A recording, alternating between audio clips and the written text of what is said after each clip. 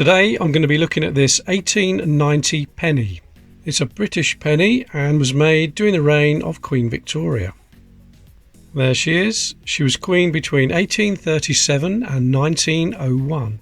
This coin is made of bronze, which is an alloy of copper, zinc and tin. Mostly copper though. And the Latin around the outside is Victoria, by the grace of God, Queen of the Britons, Defender of the Faith.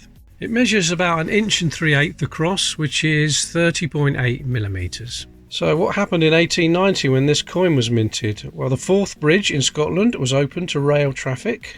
That happened in 1890. Oscar Wilde's only novel, The Picture of Dorian Gray, was first published in 1890. I've got that somewhere. Where is it? There it is. It's a good book, that. 15.3 million of this one were minted.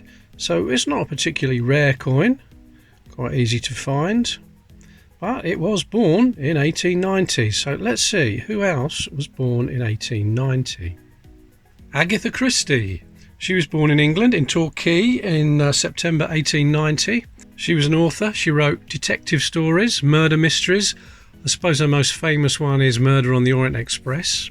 There was an Agatha Christie £2 coin minted in 2020. It wasn't meant for circulation, but it commemorated 100 years since Agatha Christie's first novel in 1920. It's quite a nice design. Yep, Agatha Christie, born 1890, died 1976. Colonel Sanders, he was also born in 1890. Colonel Harland Sanders, the founder of Kentucky Fried Chicken. He was actually born in Illinois, but he did die in Kentucky in 1980. Okay, one more famous person, born in 1890, probably most famous of the lot, Arthur Jefferson. Who? I hear you ask? What about if I put his full name, Arthur Stanley Jefferson?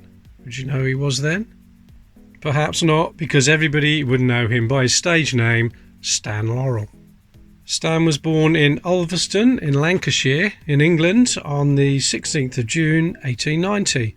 And his partner, Oliver Hardy, was born a couple of years later in the USA. I'd like to think this coin was minted on the day Stan Laurel was born, but we'll never know. I would grade this coin as in fine condition. Certainly not extremely fine or uncirculated, but yeah, fine condition. If you get a batch of old pennies to search through, the 1890s are usually in this condition. Pretty poor or just a little bit better than poor. I mean, that's 1890. It wouldn't have been withdrawn from circulation until 1971, so 81 years of circulating. And this one looks like it could have done the full 81 years. The obverse and the reverse of this coin were designed by Leonard Charles Wyon, and he died in 1891, just a year after this coin was minted. And there's a lighthouse on the left of Britannia and a ship on the right. So this is 1890, and in 1895 the coins changed to the Vale head. And the reverse was changed, and you can see there was no lighthouse and no ship.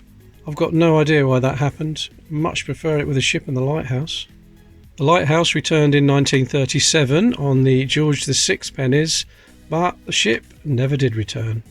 Now, value in this condition, under £1, just a few pence for this one. Yeah, quite common, and this is the usual condition, as I said, that you'll find them in.